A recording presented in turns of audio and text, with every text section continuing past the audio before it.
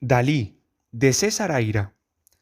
El punto de partida de estas reflexiones, que me temo que no concluirán en nada que no sean mis propias perplejidades, es una pregunta, tan vieja en mí como lo es mi admiración por Dalí, a saber, ¿cómo es posible decir soy un genio?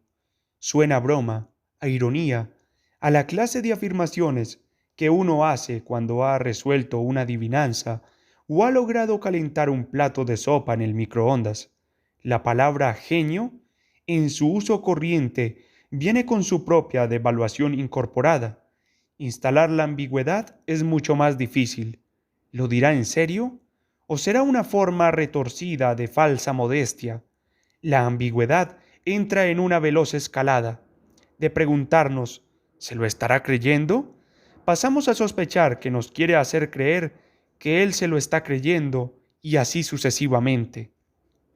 Lo excepcional e intrigante es que lo diga un artista reconocido, importante, y que haya creado alrededor de esa afirmación todo un sistema de protección dentro del cual pudo repetirla y desarrollarla durante toda su vida. Y no es sólo la repetición la que importa, porque aún repetida podría ser un desplante aislado, destinado a provocar o escandalizar. En Dalí, soy un genio es el eje que estructura en la conformación de su obra todo lo que hizo y dijo. Lo primero que hay que observar respecto de esta frase es la diferencia entre pensarla y decirla.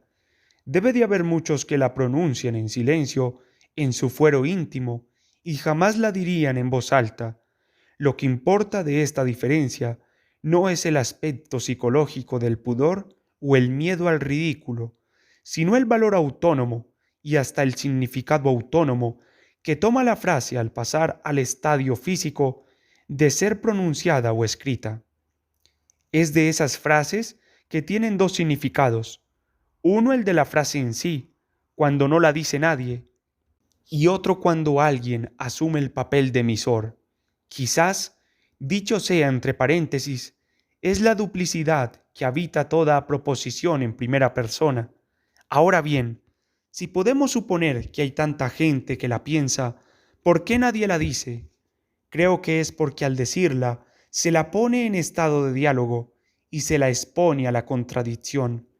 El interlocutor podría decir, no, usted no es un genio, y eso bastaría para poner la conversación en el carril de la lógica discursiva, de las razones y refutaciones, es decir, en la lógica de su significado primero, el mental y no dicho, lo que sería contradictorio con el estatus de acción o significado segundo que ha tomado la frase desde que fue pronunciada en voz alta. Ya antes hay una contradicción, en los términos mismos, es decir, entre yo y genio, por una especie de pacto de caballeros en la convivencia. Si soy yo no puede ser un genio, y si es un genio no puedo ser yo.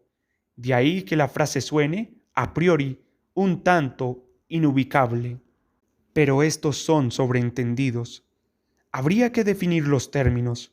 La palabra genio puede tener tantas definiciones como se quiera, pero la de Dalí, como la de la mayoría, es la de un talento supremo, un escalón más arriba del talento, la inteligencia y el poder creador de un visionario, de un superhombre, o cualquier otro superlativo más o menos equivalente.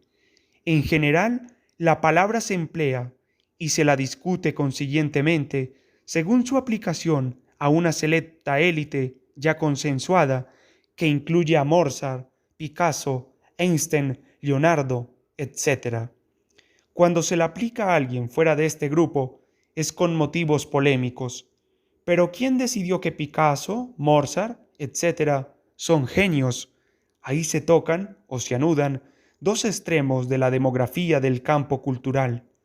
En una punta está el susodicho genio, con su obra insondable y su personalidad inaccesible, a las que sólo se atreven a acercarse con temblor eruditos que les dedican su vida, con interpretaciones que se van haciendo más difíciles a medida que pasa el tiempo.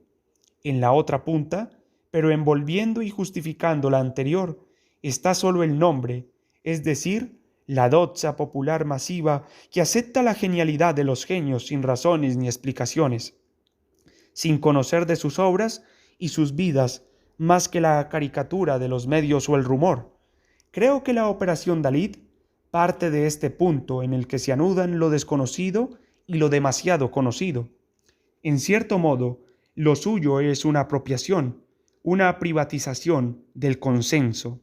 Si todos lo dicen, no lo dice nadie. Entonces lo dicho queda sin emisor, disponible para el primero que quiera decirlo. El primero que lo dice, gana.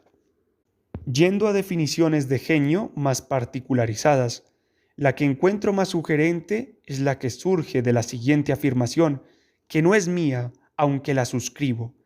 El talento hace lo que quiere, el genio hace lo que puede. Tiene la virtud de establecer una diferencia no puramente cuantitativa entre talento y genio.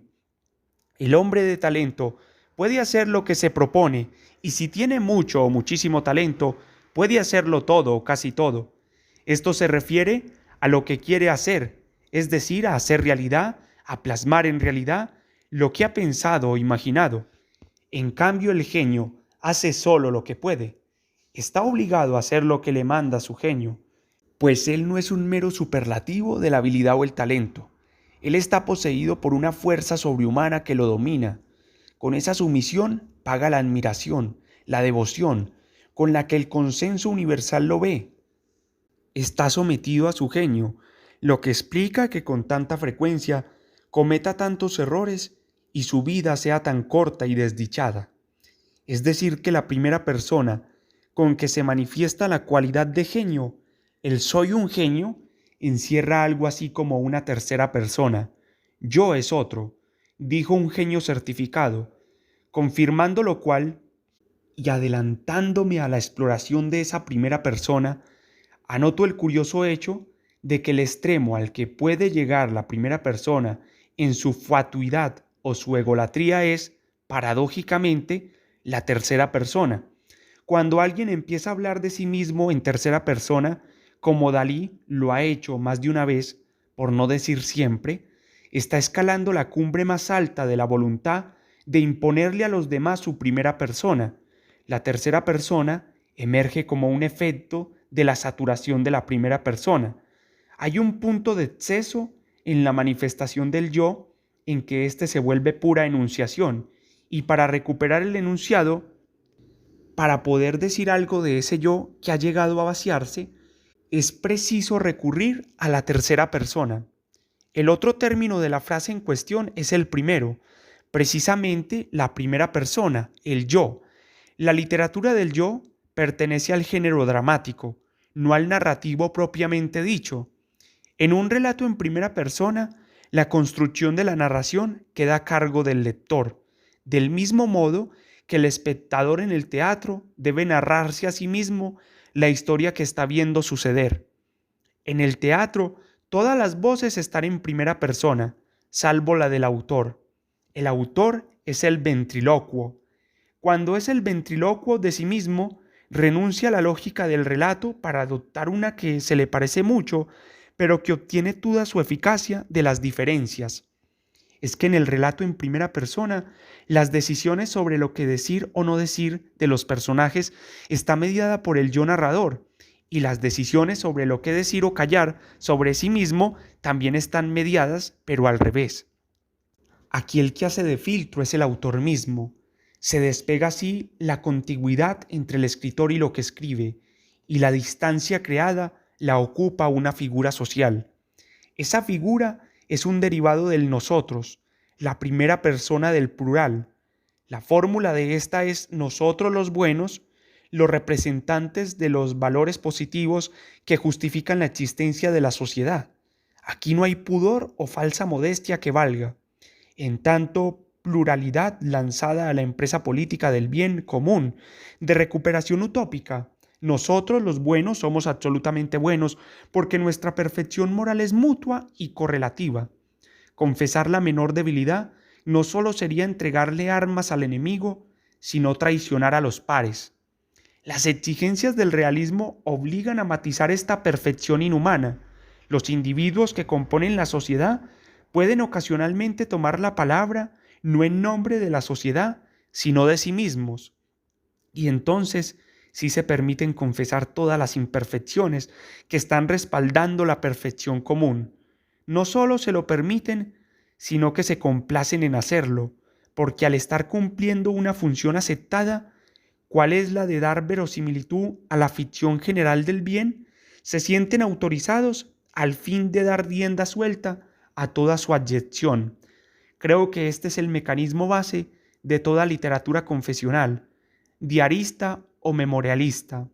Aún en la literatura, con todas sus innumerables coartadas, el nosotros sigue planeando sobre el yo, y al individuo se le hace difícil no trasplantar masivamente a su discurso el bloque de lo positivo.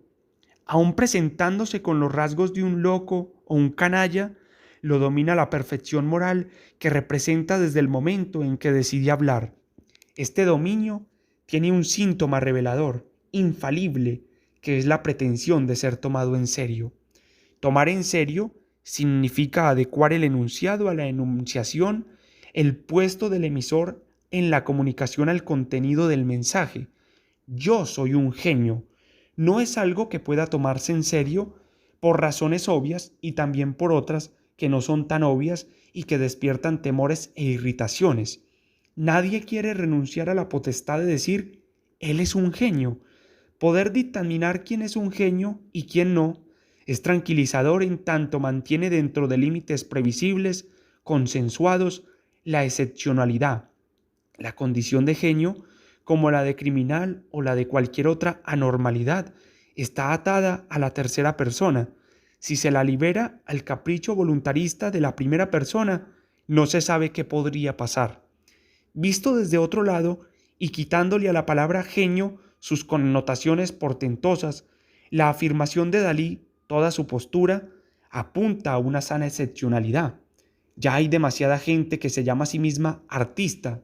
Hacer arte, dice Dalí, es la consecuencia de ser alguien especial, especialísimo, sino único, uno en millones, o en todo caso, dos o tres en millones, porque admite compañía. Por ejemplo, Picasso.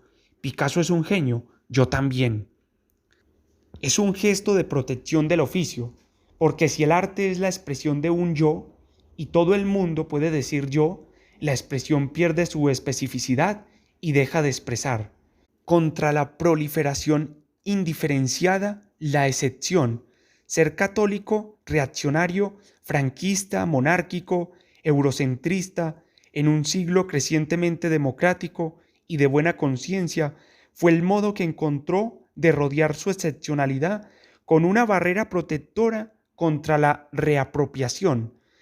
Esa política es inescapable, como lo prueba Joseph Beuys, que para sostener su eslogan "Todo el mundo es artista", debió crearse un personaje de chamán, hombre renacido en el mito, es decir, dotase del prestigio de un genio.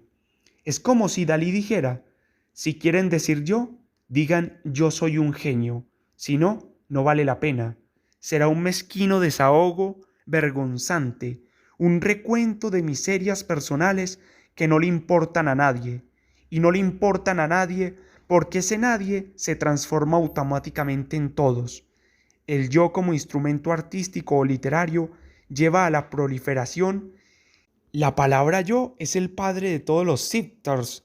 Quiere decir lo mismo aunque se refiera a cualquiera de los seres distintos del mundo y también a cualquiera de las cosas, pues la primera persona lleva dentro de sí la semilla de la prosopopeya.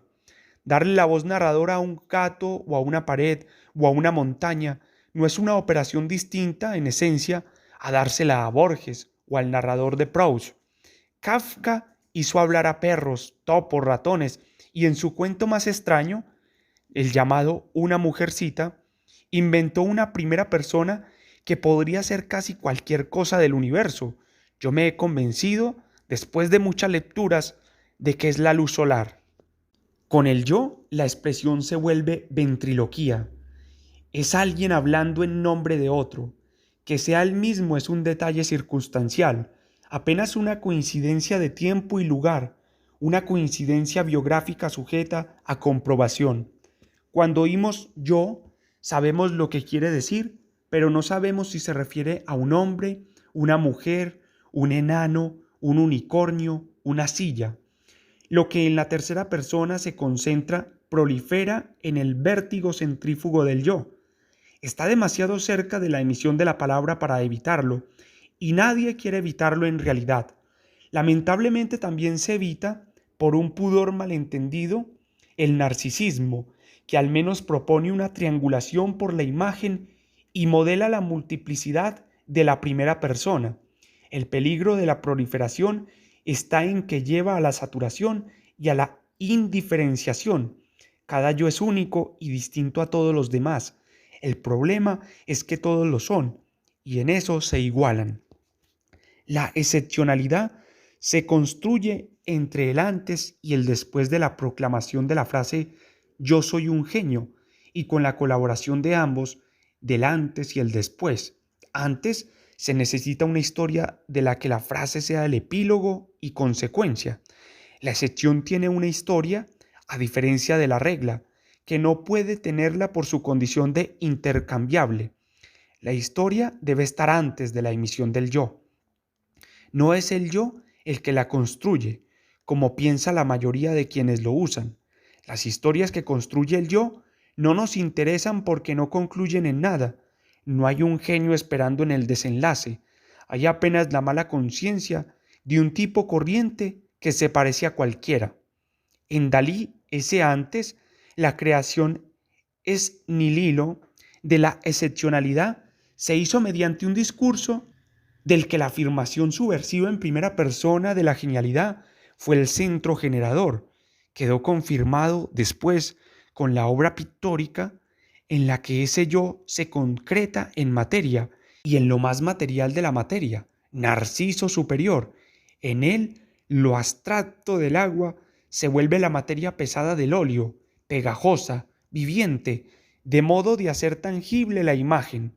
Por otro lado, la realidad se afirma en un oficio exhibido y explicado como renacentista, de factura artesanalmente impecable, en todo lo que representa un largo aprendizaje. La historia previa, el mito familiar o personal, Dalí lo construyó usando lo que tenía a mano: la vulgata psicoanalítica, el ocultismo, la historia del arte, los juegos de palabras. No le hizo ascos a nada, ni siquiera al sentido común. Leo un fragmento representativo. Ya he contado que cuando nací, 3 años después de la muerte de mi hermano a los 7 años de edad, mi padre y mi madre me pusieron en su mismo nombre, Salvador, que era también el de mi padre. Crimen subconsciente agravado por el hecho de que en la habitación de mis padres, lugar polarizador, misterioso, temible, cargado de prohibiciones y ambivalencias, se hallaba, cual pantocrator románico, la fotografía de Salvador, mi hermano muerto, al lado de una reproducción del Cristo de Velázquez y esa imagen del cadáver del Salvador Jesús que mi hermano Salvador Dalí había ido a encontrar sin duda alguna en su ascensión angélica, condicionaba en mí un arquetipo nacido de la existencia de 4 salvadores que me cadaverizaban, tanto más que decidí parecerme a mi hermano muerto como si yo fuera su espejo. Me creí muerto antes de saberme vivo. Los 3 salvadores que se enviaban sus imágenes como los espejos, uno de ellos Dios crucificado, conjuntado con el otro que era un muerto y el tercero que era un padre imperialista, me impedían vaciar mi vida en un molde tranquilizador. E incluso añadiría que me impedían ser yo mismo. Había perdido la imagen de mi ser, me la habían robado. Yo no existía sino por delegación y sustitución. Por mucho que remonte en mi memoria, que es prodigiosa, no experimento más que la nostalgia de haber nacido y el gusto profundo por mi vida intrauterina, preferible a aquella realidad que me violaba y me desposeía. Sentía mi ser y mi persona como si se tratara de un doble. Es verdad que, Desde que tuve conciencia de las cosas, estuve ausente de mí mismo y me veía obligado a cada instante a comprobar si en realidad estaba en el mundo. De ahí procede mi perversidad polimorfa para imponer el yugo de mis caprichos. Pero yo no tenía contornos, no era nada y a la vez lo era todo. Dado que me negaban, yo era algo que flotaba en lo indeciso, en lo difuminado. Mi cuerpo, tanto como mi espíritu, vivían en lo difuminado y en lo ambiguo, y yo igual existía en los objetos como en los paisajes. Mi espacio psicológico no estaba cristalizado en un cuerpo, sino que, por el contrario, se hallaba disperso en un espacio indefinido, suspendido entre cielo y tierra, como la ascensión del ángel que era mi hermano muerto, a la diestra del Salvador. A pesar de que mi cuerpo era una especie de espejismo que yo solo experimentaba por mimetismo, mi pensamiento se movía con naturalidad en esa dimensión de lo irreal donde se desplegaba mi fuerza y mi dinamismo vitales. A través de mi cuerpo pasaba como por un agujero de lo irreal. Mi psiquiatra preferido, Pierre Roumenahat, afirma que identificado por fuerza con un muerto, yo no tenía otra imagen verdaderamente sentida de mi cuerpo más que la de un cadáver putrefacto, blando, corrompido, roído de gusanos. Exacto, mis más lejanos recuerdos de existencia fuerte y verdadera se vinculan a la muerte, el murciélago muerto por mi primo, el erizo. Mis obsesiones sexuales están unidas a unas blandas turgescencias. Sueño con formas cadavéricas, senos alargados, carnes que se ablandan y funden como la gelatina, y las muletas que pronto adopté como objeto de sacralización son, tanto en mis sueños como en mis cuadros, instrumentos indispensables para mantener en equilibrio mi débil noción de la realidad, que huye sin cesar a través de los agujeros que yo recorto incluso en la espalda de mi nodriza. La muleta no es solamente un elemento de sostén, sino que su horquilla es prueba de ambivalencia. El enigma de la bifurcación excita mi imaginación hasta el paroxismo. Contemplando mi mano abierta y la cuádruple horquilla de mis dedos, puedo prolongar esa bifurcación hasta el infinito y permanecer soñando durante horas. Dispongo de un verdadero poder alucinógeno sin alucinógenos. Estas páginas espléndidas, intensamente dalinianas, fueron escritas por André Parinaud, del mismo modo que fueron otros los que escribieron casi todos los maravillosos libros de Dalí. Queda anulada toda inquietud pequeño burguesa por la propiedad intelectual. La calidad está garantizada de antemano, cosa que se ocupó de aclarar el mismo Dalí. El que piense en Dalí tendrá ideas geniales. El que escriba sobre Dalí escribirá genialidades. El que compre Dalí se hará rico. Y esta frase 100% Dalí también pudo escribirla otro. Más aún, la misma frase madre, soy un genio, pudo decirla otro, y nada impide que haya sido así. Al contrario, Dalí se propone como el opuesto simétrico de Duchamp, a quien no le importaba que sus obras las hubieran hecho otros, o nadie, o hubieran sido compradas en un bazar, mientras el discurso que la sostenía fuera suyo. Dalí reivindica la marca artesanal personalísima de sus cuadros mediante un trabajo de paciencia y minucia que recupera antiguas tradiciones, alquimias y recetas mágicas, pero deja que la expresión de su genio venga ya hecha. Al revés de Duchamp, que según la famosa profecía de Apolinar estaba destinado a reconciliar el arte con el pueblo, Dalí se propone como el ser aparte, el genio, refractario a toda reconciliación. Pero quizás, como siempre que la simetría de oposición es demasiado perfecta, manifiesta una identidad en el espejo. Después de todo, la excepcionalidad no es más que la conjugación de los muchos en uno, en una singularidad valiosa, pero por su constitución múltiple. El yo tiene una invencible tendencia a presentarse a la conciencia como ilusión de cosa grande redonda, Dalí pinchó este globo ya al presentar al yo como una construcción paralela al significado e independiente de éste, pero también lo hizo en sus muchas intervenciones, poniendo de relieve la fragmentación inherente a la persona. Por ejemplo, en una de sus famosas boutades, la única diferencia entre yo y un loco es que yo no estoy loco. Ahí la palabra clave es única. No se trata de diferencias o identidades en bloque, sino de las múltiples segregadas de la unidad. Entre un loco y Dalí hay innumerables parecidos y diferencias. De los primeros, él los acepta todos. De las segundas, elige solo una, y el hecho de que ésta coincida con la totalidad no impide que siga actuando la delicada separación de esencias.